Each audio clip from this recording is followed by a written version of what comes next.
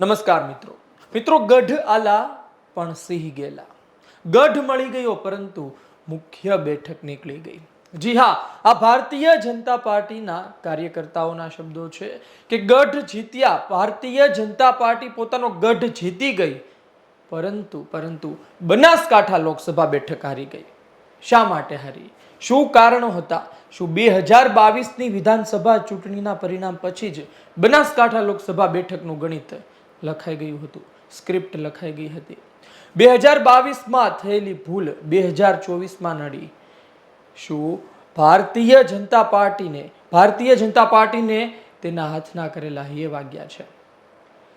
બનાસકાંઠા લોકસભામાં આવતી વિધાનસભાનું ગણિત શું રહ્યું? ગેનીબેન પોતાના જ મત વિસ્તારમાં પાછળ રહ્યા, પરંતુ બીજા મત વિસ્તારમાં શું થયું? વાવમાં પાછળ રહ્યા, પરંતુ બાકીની વિધાનસભામાં શા માટે લીડ મળી? ગેનીબેન ઠાકોરે કઈ સ્ટ્રેટેજી ઉપયોગમાં લીધી? અને મુખ્ય વાત એ છે કે વર્ષોથી આપણે જોઈએ છીએ કે ચૌધરી સમાજની ટિકિટ આપવામાં આવતી હતી, અન્ય સમાજના લોકો પણ જીતેલા છે, પરંતુ ઠાકોર સમાજનું આ ચેપ્ટર કઈ રીતે ઊભું થયું? તમામ મુદ્દા પર વાત આજના વિડીયોમાં।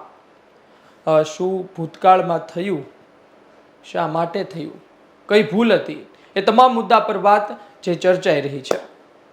બનાસકાંઠા લોકસભા બેઠક, આ લોકસભા બેઠકમાં સૌથી મહત્વની વાત હોય તો એ પહેલી તો છે ગેનીબેન ઠાકોર પોતે। ગેનીબેન ઠાકોરે પોતાની છબી એટલી મજબૂત, આક્રમક અને ઠાકોર સમાજ સાથેની જોડેલી બનાવી છે કે તેને 2024માં તેનો સીધો ફાયદો થયો। 2022માં જે વિધાનસભામાંથી જીત્યા તે વિધાનસભામાં આજે તેઓ પાછળ છે, એટલે કે વાવ વિધાનસભામાં તેઓ પાછળ રહ્યા રેખાબેનથી। થોડું વિધાનસભાનું પહેલા આપણે ગણિત સમજી લઈએ કે રેખાબેન કઈ જગ્યાએ આગળ રહ્યા અને ગેનીબેન કઈ જગ્યાએ આગળ પાછળ રહ્યા, કઈ જગ્યાએ ફાયદો, કઈ જગ્યાએ નુકસાન।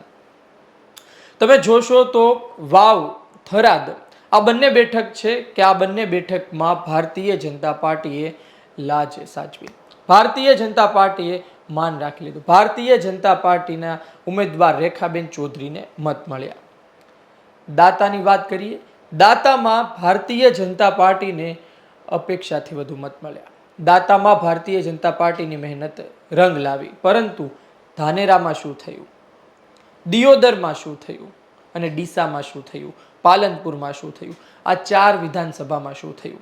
અને પાલનપુર વિધાનસભા બેઠક, ડીસા વિધાનસભા બેઠક અને ધાનેરા વિધાનસભા બેઠક, આ ત્રણ બેઠકોએ જ મુખ્ય ખેલ પાડ્યો છે।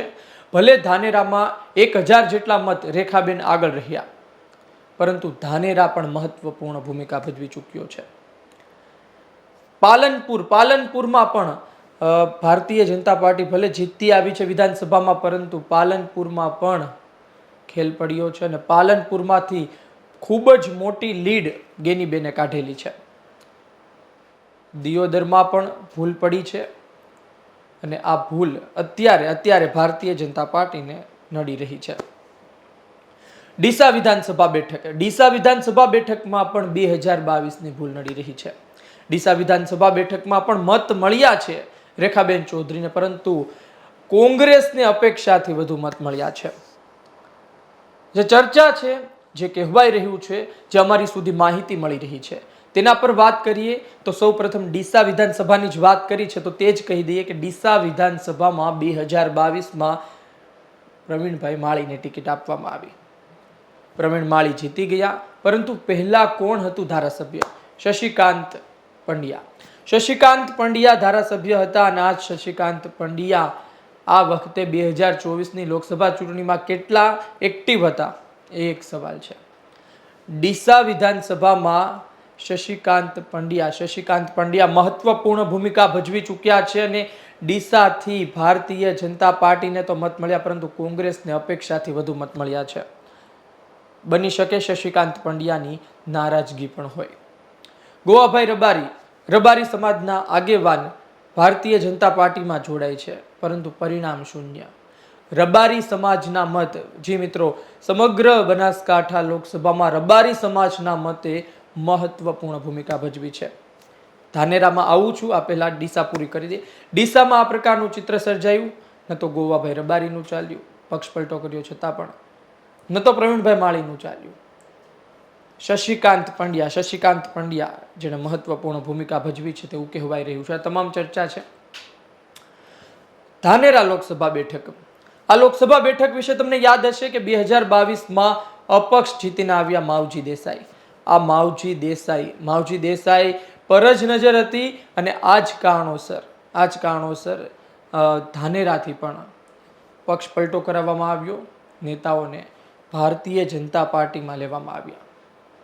પરંતુ ધાનેરામાં માવજી દેસાઈ ભારતીય જનતા પાર્ટીનો ખેસ પહેરીને જરૂર દેખાતા હતા, પરંતુ ધાનેરામાં માવજી દેસાઈએ કેટલું કામ કર્યું એ મહત્વનું છે. ધાનેરાથી પણ રબારી સમાજના મત, માલધારી સમાજના મત મોટી માત્રામાં ગેનીબેનને ગયા છે. માવજી દેસાઈ જ્યારે જીત્યા ત્યારે કહેવાતું હતું કે ઠાકોર સમાજની પણ મહત્વપૂર્ણ ભૂમિકા રહી છે અને આ 2024ની ચૂંટણી હતી કે તેને ઠાકોર સમાજને મદદ કરવાની. અને અંદરખાને તેવું લાગી રહ્યું છે કે જે ઉપકાર હતો, જે ઋણ હતું, તે માવજી દેસાઈએ 2024માં ગેનીબેન તરફ વલણ અપનાવી ચૂકવી દીધું તેવી ચર્ચા છે. ધાનેરાની એક વાત એ પણ છે કે ભારતીય જનતા પાર્ટીને મત મળ્યા, પરંતુ કેટલા વધારે? ફક્ત 1000થી આજુબાજુ મત વધારે મળ્યા છે. જો ધાનેરામાં અપક્ષ ધારાસભ્ય છે અને ભારતીય જનતા પાર્ટીના ખેસ પહેરીને ફરે છે અને તેની તરફ જ હોત અને મહેનત કરત, તો શું લાગે છે કે એટલા મત મળી શકે? તેની સરખામણીમાં દાતામાં કાંતિ ખરાડી પોતે લોકસભા લડવા ઈચ્છતા હતા. આ જ દાતામાં ભારતીય જનતા પાર્ટીએ મહેનત વધારી અને ભારતીય જનતા પાર્ટીને દાતામાં જે અપેક્ષા હતી તેથી વધુ મત મળ્યા. કોંગ્રેસ ત્યાં આગળ રહ્યું, પરંતુ મત તો ભારતીય જનતા પાર્ટીને ત્યાંથી મળ્યા છે. કાંતિ ખરાડીની ભૂમિકા પણ અતિ મહત્વની રહી છે. પાલનપુરમાં પણ પક્ષ પલટુ નેતાઓને સ્થાન આપવામાં આવ્યું, પરંતુ પાલનપુરમાં એક ચિત્ર છે જે હું આગળ વાત કરીશ. એ ચિત્ર છે શંકર ચૌધરીનું ચિત્ર ખૂબ જ મહત્વનું રહ્યું છે આ તમામ વિધાનસભામાં, પાલનપુરમાં ખાસ કરીને. તો આ પાલનપુર વિધાનસભાની વાત કરી. પાલનપુર વિધાનસભામાં સૌથી વધુ લીડ ગેનીબેનને મળી છે. દિયોદરની વાત કરી, ધાનેરાની વાત કરી. દિયોદરની વાત કરી લઈએ આપણે. દિયોદરમાં કેશાજી ચૌહાણ ધારાસભ્ય, પરંતુ આ કેશાજી ચૌહાણ પહેલા શિવાભાઈ ભૂરિયા, એની પહેલા કેશાજી ચૌહાણ હતા, જે પ્રમાણે માહિતી છે.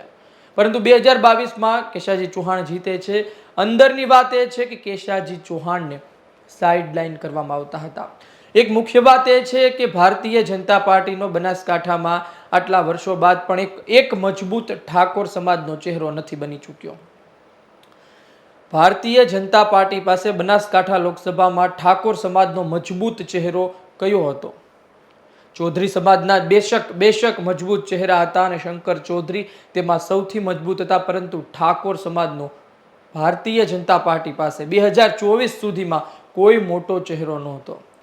તે સૌથી મોટો ફટકો પડ્યો છે. પરંતુ કેશાજી ચૌહાણની પણ સાઇડલાઇનની વાતો આવતી રહી છે અને કેશાજી ચૌહાણ પણ ઠાકોર સમાજ તરફ, પોતાના સમાજ તરફ રહ્યા હોય તે વાત ઉડીને આખી વળગી રહી છે. દિયોદરમાં ભારતીય જનતા પાર્ટી હારી હતી 2017માં, 2022માં જીતી, પરંતુ 2024માં ફરી મતદારોએ રૂખ બદલ્યો હોય તેવું લાગી રહ્યું છે. વિધાનસભા અને લોકસભાની ચૂંટણી અલગ હોય આપણે જાણીએ છીએ, પરંતુ કેશાજી ચૌહાણની ભૂમિકા અતિ મહત્વની રહી. એટલે દિયોદર, ડીસા, ધાનેરા આ સહિત થરાદ, વાવ, પાલનપુર આ તમામ બેઠકોની આપણે વાત કરી અને તેમાં ચિત્ર શું હતું એ મેં આપની સુધી પહોંચાડ્યું. હવે ભારતીય જનતા પાર્ટીમાં મુખ્ય બાબત એ જ રહી ગઈ કે ભારતીય જનતા પાર્ટી શંકર ચૌધરીના સહારે રહી. ભારતીય જનતા પાર્ટીએ બેકઅપ માટે કેટલાય નેતાઓનો પક્ષપલટો કરાવ્યો, પરંતુ આ પક્ષપલટુ નેતાઓનું જોર નથી ચાલ્યું. જે મુખ્ય વાત ચાલી ચૂંટણીમાં તો એ હતો ચૌધરી સમાજ અને ઠાકોર સમાજ. બનાસ ડેરી અને બનાસ બેંક કહેવાય છે, એની પણ ભૂમિકા અતિ મહત્વની હતી અને રબારી સમાજના મત ઠાકોર સમાજ તરફ ગયા, અન્ય સમાજના મત ઠાકોર સમાજ તરફ ગયા, એટલે કે ગેનીબેન ઠાકોર તરફ ગયા. તેમાં ચૌધરી સમાજ, શંકર ચૌધરી, બનાસ બેંક, બનાસ ડેરીની પણ ભૂમિકા અતિ મહત્વની માનવામાં આવે છે. કેટલાય વિસ્તારો તો તેવા કહેવામાં આવે છે કે ત્યાં શંકર ચૌધરીના વિરોધના કારણે જ ગેનીબેનને મત મળ્યા. ગેનીબેનને ખૂબ જ મોટો ફાયદો થયો. શક્તિસિંહ ગોયલના સોગઠા કામ લાગ્યા છે. ગેનીબેન ઠાકોરને ઉતારવામાં આવ્યા. ગેનીબેન ઠાકોર આજે જીતી ગયા છે, પરંતુ પડદા પાછળ 2022ની સ્ટોરી છે. પડદા પાછળ ટિકિટ વહેંચણીની સ્ટોરી છે. અને ગેનીબેન ઠાકોર પોતે મહેનત કરતા હતા, પરંતુ સંજોગ તેવા સર્જાણા કે અંદરો અંદરની લડાઈમાં ભારતીય જનતા પાર્ટીને મોટું ડેમેજ થયું છે. બાકી પાલનપુરમાં ભારતીય જનતા પાર્ટી સારું પરફોર્મન્સ આપ્યું, પરંતુ હજુ વધારે સારું પરફોર્મન્સ આપી શકત. ડીસામાં પણ ભારતીય જનતા પાર્ટી વધુ સારું પ્રદર્શન કરી શકત. દાતામાં તેમણે મહેનત કરી, થરાદમાં મહેનત કરી, વાવમાં મહેનત કરી. એ 3 વસ્તુ સ્વીકારવી પડે, પરંતુ તેઓ હજુ પણ આગળ બીજી વિધાનસભામાં મહેનત કરી શકત. દાતામાં પણ તેમની મહેનત રંગ લાવી છે. શંકર ચૌધરીએ બેશક મહેનત કરી, પરંતુ ચૌધરી સમાજના મંત્રી આ વખતે પણ નહોતા. આ વખતે પણ નહોતા એ વાત ખોટી. આ વખતે નહોતા. સામાન્ય રીતે જોઈએ છીએ તો ચૌધરી સમાજમાંથી એક મંત્રી બનતો હોય છે, પરંતુ શંકર ચૌધરીનું મંત્રીમાંથી પણ નામ કપાયું હતું. સ્પીકર તરીકે બેસાડી દેવામાં આવ્યા. આમ છતાં પણ શંકર ચૌધરીએ મહેનત કરી છે, અને તેનું પરિણામ છે વાવ વિધાનસભા, થરાદ વિધાનસભા. પરંતુ અન્યમાં ગાભા નીકળી ગયા. અન્યમાં કહી શકાય કે જે સ્થિતિ હતી એ સ્થિતિને સમજવામાં ભારતીય જનતા પાર્ટી કદાચ કાચી પડી છે. ભારતીય જનતા પાર્ટી અન્ય જગ્યાએ મહેનત કરતી રહી. ગેનીબેન ઠાકોરને તેમણે નબળા નથી આંક્યા, એમને ખબર હતી, પરંતુ આમ છતાં પણ પક્ષપલટુ નેતાઓની થિયરી ખોટી પડી છે. પક્ષપલટુ નેતાઓ આવી જશે અને મત મળી જશે, એટલે કે નેતાઓ આવવાથી સમાજ નથી આવતો, એ બનાસકાંઠામાં સાબિત થઈ ચૂક્યું છે. આ માહિતી છે, આ અંદરની વાત છે, આ ચર્ચાતી માહિતી છે, વાતો છે. હવે ખરો ખેલ શું થયો એ તો હજુ પણ આગળ જેમ સમય જશે તેમ માહિતી મળશે. શંકર ચૌધરીએ શું કર્યું એ પણ આવનાર સમયમાં ખબર પડશે. પણ અત્યારે કોંગ્રેસ 10 વર્ષ બાદ બનાસકાંઠામાં ફરી રિટર્ન થઈ છે. કોંગ્રેસ હવે લોકસભામાં જશે, અને કોંગ્રેસને એન્ટ્રી લોકસભામાં ગુજરાતમાં મળી ગઈ છે. દેશની સ્થિતિ જે હોય તે, પરંતુ ગુજરાતની સ્થિતિ ભારતીય જનતા પાર્ટી માટે અતિ મહત્વની હતી. ગઢ તૂટ્યો છે. ગઢ હારી નથી ગયા, ગઢ જીત્યા છે, પરંતુ આ ગઢમાં ગાબડું પણ પડ્યું છે. ગઢ આવ્યો છે, પરંતુ સિંહ ગયો છે, એટલે કે મોટી બેઠક ગઈ છે. આપનું શું કહેવું છે આ તમામ વિધાનસભાને લઈને? આપનું શું કહેવું છે રબારી સમાજના મતને લઈને? આપનું શું કહેવું છે ધાનેરા વિધાનસભાને લઈને, માવજી દેસાઈને લઈને? આપનું શું કહેવું છે પક્ષપલટુ નેતાઓનું શું ન ચાલ્યું? આપનું શું કહેવું છે કે શંકર ચૌધરી સામે વિરોધ કેમ હતો? શંકર ચૌધરીએ આટલી મોટી મહેનત કરી છતાં કેમ હારી? આપનું શું કહેવું છે કે ગેનીબેન ઠાકોર જીત્યા તો તેનું મુખ્ય કારણ શું હોઈ શકે? ગેનીબેન ઠાકોર જીત્યા તેમાં મહત્વની શું? અને સૌથી મોટી એક વાત એ પણ છે કે ડીસા અને પાલનપુર વિશે આપ શું કહો છો? ડીસામાં આંતરિક જૂથવાદ શું ભારતીય જનતા પાર્ટીને ડૂબાડી ગયો? આપના અભિપ્રાયની રાહ રહેશે. આ વિડીયો પસંદ આવ્યો હોય, આ માહિતી આપને સારી લાગી હોય, સાચી લાગી હોય, ને ખરા અર્થમાં આ વિડીયો ગમ્યો હોય તો લાઈક શેર કરવાનું ચૂકતા નહીં. મને આપશો રજા. નમસ્કાર.